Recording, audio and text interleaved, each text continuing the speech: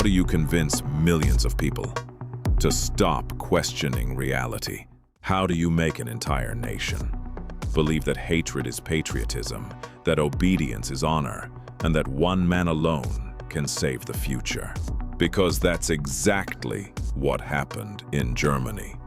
Not through magic, not through mind control, but through something far more dangerous: propaganda.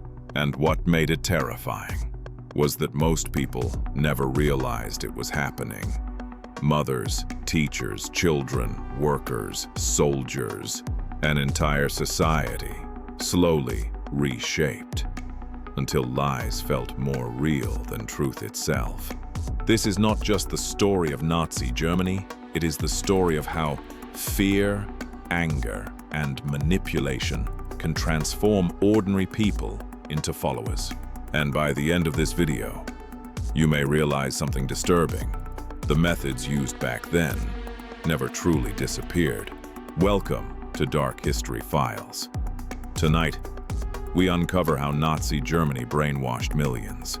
To understand how propaganda worked, you first have to understand Germany itself, because propaganda does not grow in stable societies. It grows in fear, in humiliation, in desperation. And after World War I, Germany was drowning in all three. The war had ended in disaster. Millions were dead. The economy was collapsing. And perhaps worst of all, Germany had lost its pride. The Treaty of Versailles blamed Germany for the war. Huge reparations were imposed. Territory was lost. The military was weakened. To many Germans, it felt less like peace and more like punishment. Then came the economic collapse. Money became nearly worthless. Families carried stacks of banknotes just to buy bread. Workers were paid multiple times a day because prices changed within hours. Some people burned cash for warmth because it was cheaper than firewood. Imagine waking up one morning and realizing your savings, your future, your security had vanished overnight. That level of desperation changes people, and when societies become desperate, they begin searching for someone to blame. That is the moment propaganda becomes powerful, because propaganda doesn't create fear. It uses fear that already exists. At first, Adolf Hitler was just another angry voice in Germany. Few people took him seriously. But Hitler understood something most politicians didn't. Facts don't move crowds. Emotion does. His speeches were carefully designed, not to educate people, but to make them feel. He spoke with rage, with certainty, with confidence. And in times of chaos, confidence becomes addictive.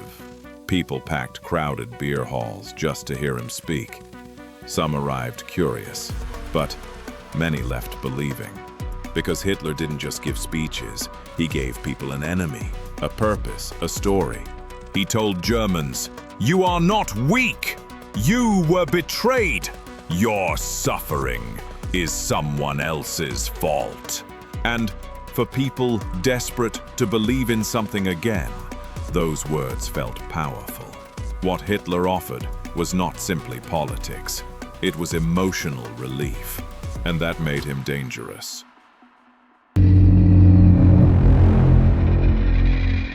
But Hitler alone could not control a nation.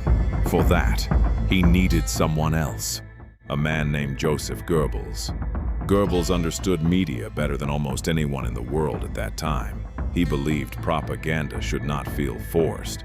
It should feel natural, constant, unavoidable. His goal was simple: control what people see, control what people hear, and eventually control what people believe. Once the Nazis took power, Goebbels became Minister of Propaganda.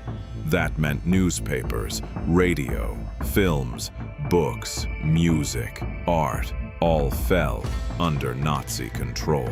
Suddenly, Germany was surrounded by one message: everywhere, every day, and when people hear the same thing repeatedly, they slowly stop questioning it. That was the real strategy, not convincing people all at once, but reshaping reality slowly until lies begin to feel normal. One of the most powerful tools the Nazis used was the radio. At the time, radio was exploding in popularity.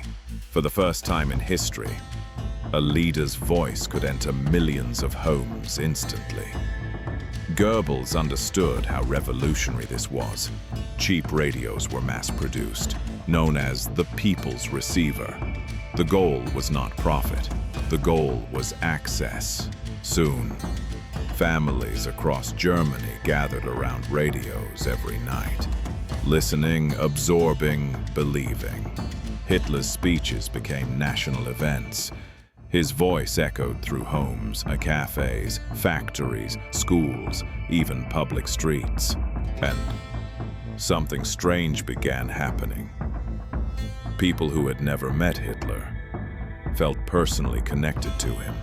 That is the hidden power of propaganda.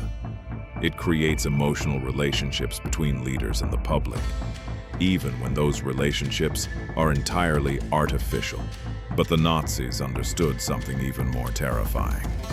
If you control children, you control the future. Schools were transformed, textbooks rewritten, teachers monitored. History itself began changing. Children were taught that Germany was superior, that loyalty mattered more than truth, and that enemies existed everywhere. Then came the Hitler Youth. Young boys were trained to obey without question, to admire strength, to worship the nation. Girls were taught different lessons: how to support the state, how to become ideal Nazi mothers. It wasn't education anymore. It was conditioning. And because children grow up trusting authority, many never realized they were being manipulated. Some even reported their own parents for criticizing Hitler. Imagine a government becoming so powerful that it enters your home through your own child. That is how deep propaganda had spread. The Nazis didn't just spread messages, they created experiences. Massive rallies, torch-lit marches, giant flags, military parades. Every event was carefully choreographed. The goal was psychological overwhelm. When thousands of people chant together, march together, raise their hands together, individual thinking begins disappearing. People stop feeling alone, and once people feel part of something bigger, they become easier to control. That's why Nazi rallies looked almost theatrical, because they were designed like performances. Lighting, music, symbols, crowd energy. Everything had a purpose.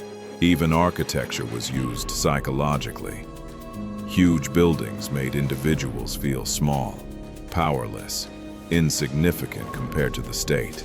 The Nazis understood human psychology frighteningly well. But propaganda becomes strongest when fear enters the picture.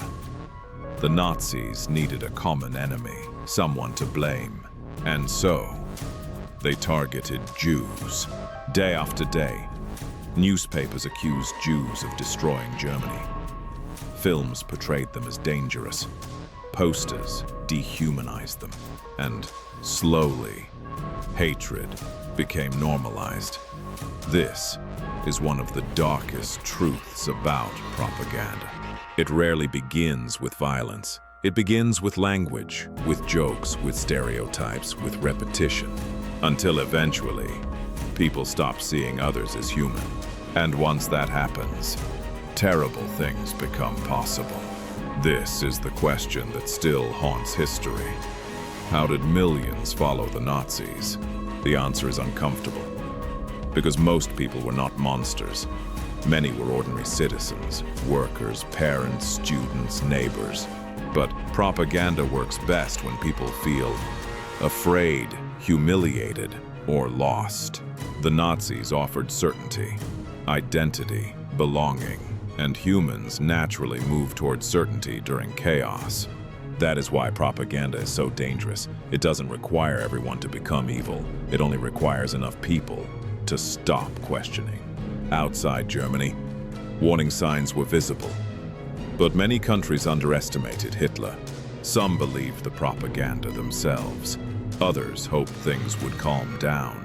And while the world hesitated, the Nazi machine kept growing stronger, more organized, more aggressive, more confident, until eventually, propaganda turned into policy, and policy turned into war. The terrifying thing about propaganda is that it rarely announces itself. It disguises itself as patriotism, as truth, as protection. It tells people exactly what they want to hear, especially when they're afraid. And that is why Nazi propaganda became so powerful, because it did not force millions to believe. It slowly taught them how to stop questioning. And perhaps the most disturbing part of all is that these methods never disappeared. The technology changed, the world changed, but manipulation remained. Because the most powerful weapon in history was never the tank, never the bomb, never the gun. It was the ability to control what people believe. If you want more dark, untold stories from history, subscribe to Dark History Files, because history becomes dangerous when people stop understanding it.